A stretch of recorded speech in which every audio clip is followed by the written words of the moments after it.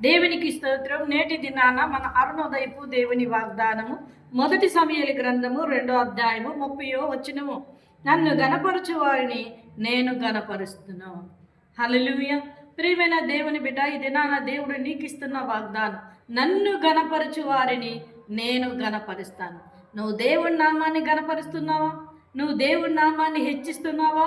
నువ్వు దేవుని నామంలో అనేకులకి ప్రార్థన చేసి దేవుని నామాన్ని ప్రచురపరుస్తున్నావా?